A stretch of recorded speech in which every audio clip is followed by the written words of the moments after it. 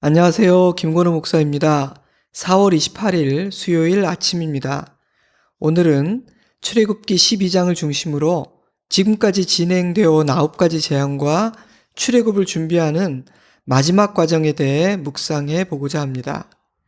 12장은 열재앙의 대미를 장식하는 마무리인 동시에 출애굽 여정의 출발이 되기도 하는 유월절 이야기인데요. 51절이나 되는 긴 본문인지라 매일 성경은 3일에 걸쳐 다루고 있습니다. 나일강이 피로 변하는 첫 번째 재앙을 시작으로 개구리 재앙, 이재앙과 파리재앙, 악질재앙과 독종재앙, 우박재앙, 메뚜기 재앙, 흑암재앙, 어느 것 하나 만만한 재앙이 없었지만 바로는 점점 더 완강해져 갔습니다. 물론 다양한 이론들이 존재하긴 하지만 다수의 학자들은 모세와 바로의 대결이 약 1년 동안 계속되었다고 이해합니다. 모세가 하나님의 부름을 받은 후 곧바로 출애굽한 것이 아니었다는 뜻이죠. 모세와 바로의 대결은 쉽게 끝나지 않았습니다. 바로는 보통 독한 사람이 아니었던 것이죠. 하지만 바로의 신하들과 백성들은 인내 한계에 이른 것 같습니다. 그래서 8번째 재앙인 메뚜기 재앙이 예고되자 신하들은 이렇게 호소했습니다. 출애굽기 10장 7절입니다. 어느 때까지 이 사람이 우리의 함정이 되리이까? 그 사람들을 보내어 그들의 하나님 여호와를 섬기게 하소서. 왕은 아직도 애굽이 망한 줄을 알지 못하시나이까? 그럼에도 불구하고 바로는 10번째 재앙을 경험하고 나서야 비로소 무릎을 꿇게 됩니다. 9가지 재앙이 이루어지는 과정들을 살펴보며 저는 3가지 정도를 묵상했습니다. 첫째로, 완악하고 고집스러운 마음은 얼마나 어리석고 위험한 것인가 라는 사실입니다. 지난주 수요 묵상을 통해 이미 나눈 바처럼 바로는 고집을 부리고 싶지 않았는데 하나님께서 자신의 계획을 성취하시기 위해 강압적으로 고집 부리게 만드신 것이 아닙니다. 첫 번째 재앙 정도로 끝날 수도 있었지만 반드시 열재앙까지 가야만 했기에 멀쩡한 바로의 마음을 완악하게 만드신 것이 아닙니다. 한 달 정도 티격태격 하다가 적당한 선에서 합의를 볼 수도 있었는데 뜻하신 바가 있었기 때문에 1년씩이나 애굽도 이스라엘도 고생하게 하신 것이 아니라는 말입니다. 그것은 완악하고 고집스러운 바로의 마음 때문에 벌어진 일이었습니다. 하나님은 거듭 말씀하셨지만 그는 듣지 않았고 하나님께서 행하시는 일들 앞에서 돌이키고 겸손히 무릎 꿇지도 않았기 때문입니다. 그런 바로의 모습과 그로 인한 파괴적인 결과를 보면서 우리는 이런 깨달음을 얻게 됩니다. 완악한 마음으로 고집을 부리면, 듣고 깨달아 돌이켜 순종하지 않으면, 알량한 자존심을 세우느라 고집 부리다 보면 나도 망하고 내 가족도 아프게 하고 내가 속한 공동체와 나라까지도 힘들게 하는 것이구나. 그래서 하나님께서 장차 이런 일을 하시겠다 말씀하신 것이구나. 저는 에스겔서 말씀이 떠올랐어요. 에스겔서 36장 24절에서 26절 말씀입니다.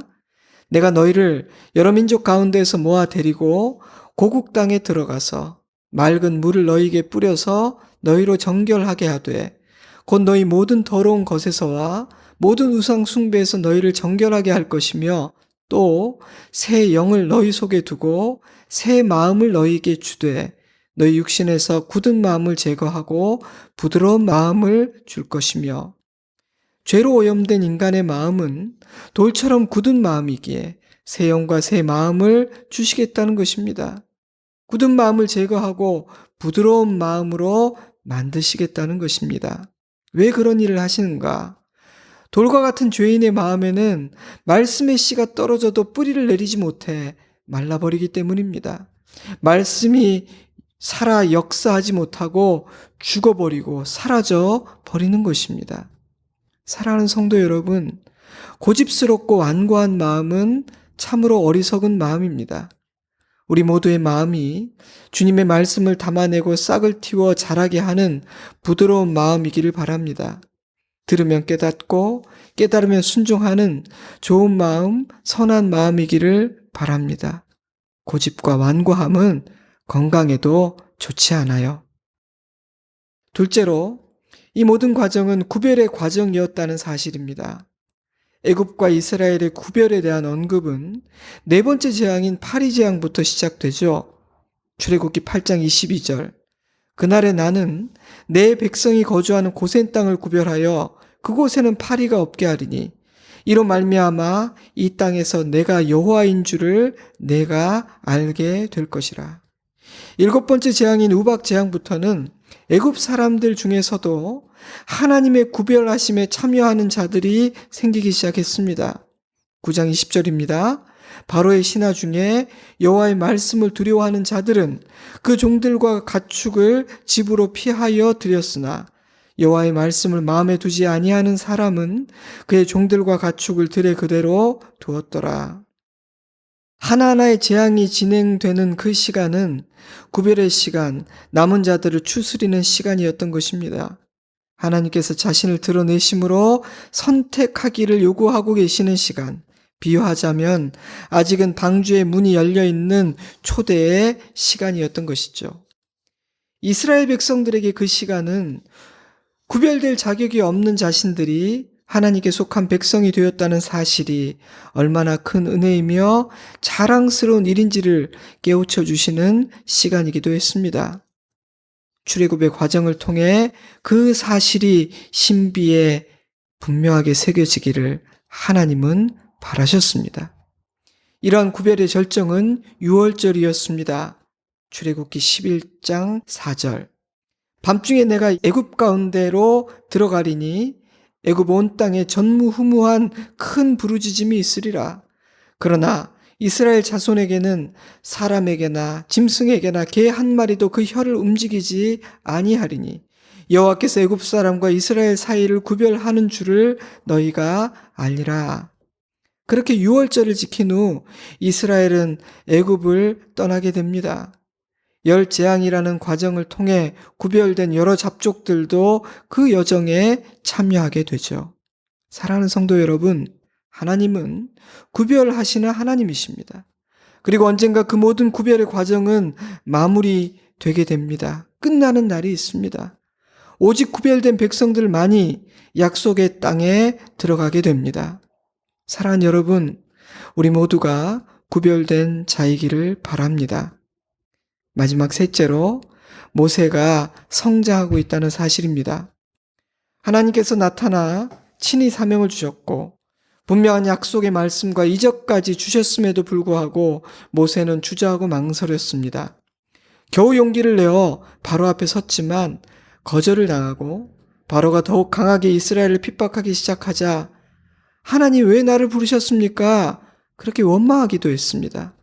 그런데 그랬던 모세가 단단해지고 강인해지고 초연해지는 느낌이 듭니다. 9번째 재앙인 흑암 재앙 때 바로는 타협안을 제시했습니다. 내가 졌다. 가서 여호와를 섬겨라. 그러나 양과 염소는 두고 가라. 가족들을 데리고 가는 것은 괜찮다. 아마 이전의 모세라면 그런 바로의 제안을 받아들였을지도 모르겠습니다. 그 역시 지쳤고 이런 상황을 벗어나고 싶었을 테니까요. 하지만 모세는 거절합니다. 왜냐하면 바로가 제시했던 그 타협안은 하나님께서 말씀하신 것과 달랐기 때문입니다. 모세의 대답을 현대인의 성경으로 읽어드립니다. 출애굽기 10장 25절. 왕은 우리 하나님 여호와께 드릴 희생 제물과 불로 태워 바칠 번제물을 우리에게 주셔야 합니다. 우리 짐승은 한 마리도 남겨두지 않고 가져가겠습니다. 우리는 그 중에서 우리 하나님 여호와께 드릴 제물을 선택해야 하며 또 우리가 거기 갈 때까지는 어떤 짐승을 여호와께 바쳐야 할지 모릅니다. 모세가 성장했구나, 담대해졌구나 그런 생각이 들었습니다. 사랑하는 성도 여러분, 하나님을 따라 길을 나서면 성장하게 됩니다. 그 여정에서 하나님을 경험하고 하나님을 알게 되기 때문입니다. 그래서 믿음으로 순종하는 자의 예배는 깊어지고 감사는 풍성해지며 믿음은 성장하게 되는 것입니다. 모세에게 그런 일이 일어났던 것입니다. 하지만 그것은 오직 믿음으로 순종하는 자, 주님의 부르심을 따라 길을 떠나는 자만이 누릴 수 있는 은혜입니다. 저는 그 은혜를 누리기 원합니다. 여러분도 누릴 수 있기를 기도합니다.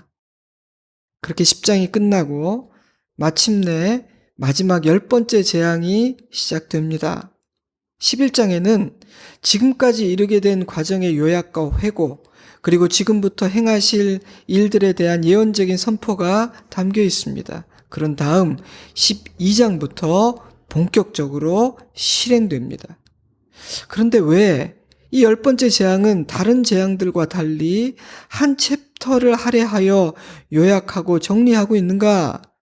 10번째 재앙은 마지막 재앙이며 심판의 절정일 뿐 아니라 이 모든 과정의 결론이기 때문입니다. 그런데 이 10번째 재앙 이야기의 핵심은 재앙이 아니라 유월절이에요. 재앙 그 자체에 대해서는 12장 29, 30 단 2절만 언급할 뿐 나머지는 모두가 다 유월절 이야기입니다. 이 이야기의 핵심은 하나님의 구원이라는 생각이 들었습니다. 물론 이 이야기는 심판의 이야기입니다. 하지만 이 이야기의 결론은 하나님의 구원입니다. 하나님은 죄인들이 받을 수밖에 없는 심판의 필연성을 말하고자 하신 것이 아니라 하나님의 진노를 피하고 구원을 얻을 수 있는 방법을 가르쳐주고 계신 것입니다. 그런데 이 이야기에 의하면 구원은 사람의 지혜와 수고와 노력으로 얻을 수 있는 것이 아닙니다. 구원은 하나님의 방법을 믿고 순종하는 자에게 허락됩니다. 때문에 하나님의 구원은 단지 이스라엘 백성들만 누릴 수 있는 것은 아니었습니다. 출애굽기 12장 37절 이스라엘 자손이 람셋을 떠나서 숫곳에 이르니 유아 외에 보행하는 장정이 60만 가량이요 수많은 잡족과 양과 소와 심이 많은 가축이 그들과 함께하였으며 12장 48절 너희와 함께 거류하는 타국인이 여호와의 유월절을 지키고자 하거든 그 모든 남자는 할례를 받은 후에야 가까이 하여 지킬지니 곧 그는 본토인과 같이 될 것이나 할례 받지 못한 자는 먹지 못할 것이니라. 본토인에게나 너희 중에 거류하는 이방인에게나 이 법이 동일하니라. 많은 이방인들이 출애굽 여정에 함께 하였습니다. 이방인들 역시 유월절 예식에 참여할 수 있었고 그들에게도 이스라엘과 똑같은 법이 적용되었다는 사실은 그들 역시 하나님의 백성으로 인정받았다는 뜻입니다. 이처럼 열재앙 이야기는 구원의 이야기입니다. 우리는 12장에 기록된 유월절 이야기를 묵상하며 몇 가지 사실을 깨닫게 됩니다. 첫째로, 우리를 구원하는 것은 어린 양의 피라는 사실입니다. 출애굽기 12장 6절 해질 때에 이스라엘 회중이 그 양을 잡고 그 피를 양을 먹을 집 좌우 문설주와 임방에 바르고 13절 내가 애굽 땅을 칠 때에 그 피가 너희가 사는 집에 있어서 너희를 위하여 표적이 될지라 내가 피를 볼 때 너희를 넘어가리니 재앙이 너희에게 내려 멸하지 아니하리라. 아멘. 유월절의 핵심은 흠없는 어린 양의 피입니다. 오직 어린 양의 피만이 어둠과 사망과 심판으로부터 이스라엘을 보호하고 구원할 수 있었습니다. 신약 성경은 이렇게 말합니다. 고린도전서 5장 7절 너희는 누룩 없는 자인데 새 덩이가 되기 위하여 묵은 누룩을 내버리라. 우리의 유월절 양 곧 그리스도께서 희생되셨느니라. 베드로전서 1장 18절 너희가 알거니와 너희 조상이 물려준 헛된 행실에서 대속함을 받은 것은 은이나 금같이 없어질 것으로 된 것이 아니요 오직 흠없고 점없는 어린 양 같은 그리스도의 보배로운 피로 된 것이니라. 예수님이 유월절 어린 양이시라는 것입니다. 예수님의 피가 우리의 죄를 씻고 우리를 구원한다는 것입니다. 사랑하는 성도 여러분, 여러분은 예수님을 영접하셨습니까? 나는 예수님 안에 거하고 있습니까? 예수 그리스도의 피를 발랐습니까? 예수님만이 우리의 구원이요 우리의 능력이십니다. 나에게 그의 피가 있음을 볼 때 어두움과 사망의 권세는 나를 건드리지 못할 것입니다. 둘째로, 하나님의 모든 말씀, 주님의 모든 명령에 온전히 순종해야 한다는 사실입니다. 어린 양을 잡는 날, 식사를 하는 날, 식사를 하는 시간, 심지어 요리 방법과 식사 방법, 남은 음식을 처리하는 방법, 식사할 때의 복장까지 매우 자세한 지침이 주어졌고 이스라엘은 한 채 어긋남도 없이 말씀하신 그대로 순종해야 했습니다. 어린 양의 피는 반드시 문 인방과 좌우 문설주에 발라져야만 했습니다. 가르쳐 주시는 그대로 지켜야만 했습니다. 유월절과 연이어 지켜야 했던 7일 동안의 무교절 지침 역시 매우 엄중했습니다. 출애굽기 12장 15절 너희는 이레 동안 무교병을 먹을지니 그 첫날에 누룩을 너희 집에서 제하라. 무릇 첫날부터 일곱째 날까지 유교병을 먹는 자는 이스라엘에서 끊어지리라. 19절 이레 동안은 누룩이 너희 집에서 발견되지 아니하도록 하라. 무릇 유교물을 먹는 자는 타국인이든지 본국에서 난 자든지를 막론하고 이스라엘 회중에서 끊어지리니. 너무도 단호한 말씀이었습니다. 아마도 이스라엘 백성들은 이 모든 말씀의 의미 전부를 온전히 이해하지는 못했을 거예요. 하지만 말씀하신 그대로 지켜야 했습니다. 이해하느냐 아니냐와는 관계가 없었어요. 주님께서 그렇게 말씀하셨다면, 그런 지시를 주셨다면 이유가 있다고 믿어야만 했습니다. 우리도 그래야 합니다. 주님의 말씀, 주님이 제시하신 구원의 방법, 승리의 방법을 믿고 온전히 따라야 합니다. 마지막 셋째로, 이 일을 대대로 기념하라고 말씀하셨다는 사실입니다. 출애굽기 12장 26절 이후에 너희의 자녀가 묻기를 이 예식이 무슨 뜻이냐 하거든 너희는 이르기를 이는 여호와의 유월절 제사라. 여호와께서 애굽 사람에게 재앙을 내리실 때 애굽에 있는 이스라엘 자손의 집을 넘어사 우리의 집을 구원하셨느니라 하라. 유월절을 지키고 유월절을 가르치게 하신 이유는 크게 두 가지입니다. 첫 번째 이유는 그 은혜와 그 구원을 직접 경험한 자들이 잊지 않게 하기 위함입니다. 우리는 너무도 쉽게 잊어버리거든요. 저는 종종 목사님, 주님께서 제게 주신 이 놀라운 은혜를 잊을 수가 없습니다. 이번에 저에게 허락하신 이 기도의 응답을 잊지 않고 살겠습니다. 라는 고백을 듣곤 합니다. 하지만 상황이 좋아지거나 일상의 삶을 살아가다 보면 쉽게 잊어버리는 것 또한 자주 보게 됩니다. 말이 바뀌고 생각이 바뀌고 행동이 바뀝니다. 그러한 인간의 연약함과 믿음 없음을 아시는 하나님은 기념하라고 말씀하십니다. 잊지 않기 위해서입니다. 사랑하는 여러분, 저와 여러분이 하나님께서 주신 은혜를 잊지 않는 자이기를 바랍니다. 그리하기 위하여 기념하고 기억하는 일을 반복하고 소홀히 하지 않기를 바랍니다. 두 번째 이유는 그 은혜와 그 구원을 직접 경험하지 못한 다음 세대들에게 믿음을 전수하기 위해서입니다. 오직 믿음만이 험난하고 변화무쌍한 이 땅의 나그네 여정에서 살아난 우리 후손들을 지켜줄 수 있기에 오직 하나님만이 그들의 피난처요, 요새요, 구원이요, 능력이요, 산성이 될 수 있기 때문에 우리에게 믿음을 전수하는 일은 가장 중요한 일입니다. 때문에 우리는 그 일을 가장 중요하게 여겨야 합니다. 그 일에 최선을 다해야만 합니다. 사랑하는 성도 여러분, 잠시 지나온 나의 인생 여정을 돌아보시기 바랍니다. 어떤 은혜, 어떤 구원을 허락해 주셨습니까? 그 은혜를 기억하고 감사하시기를 바랍니다. 기념비를 세우고 이후로도 인도하실 것을 믿고 찬양할 수 있기를 바랍니다. 그리고 자녀들을 위해 기도하시기 바랍니다. 믿음을 물려주는 그런 부모 될 수 있기를 주님의 이름으로 축복합니다. 오늘 나눈 말씀을 정리해 보겠습니다. 먼저 9가지 재앙이 이루어지는 과정을 살펴보며 3가지를 묵상했습니다. 첫째로 완악하고 고집스러운 마음이 얼마나 어리석고 얼마나 악하고 얼마나 위험하고 파괴적인가라는 사실입니다. 둘째로 이 열장의 과정이 구별의 과정이었다는 사실입니다. 마지막 셋째로 그 과정을 통해 모세는 성장했다는 사실입니다. 마음에 새겨야 할 중요한 교훈들입니다. 열재앙의 이야기는 재앙의 이야기지만 구원의 이야기였습니다. 우리는 12장 말씀을 통해 몇 가지를 더 묵상했습니다. 첫째로 우리를 구원하는 것은 어린 양의 피이며 예수님이 그 어린 양이라는 사실입니다.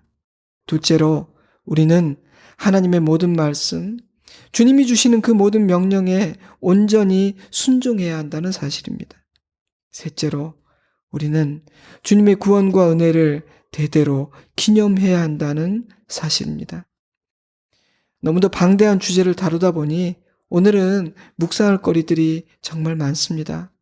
가볍게 넘어가 버리기에는 너무도 아쉬운 중요한 묵상들입니다.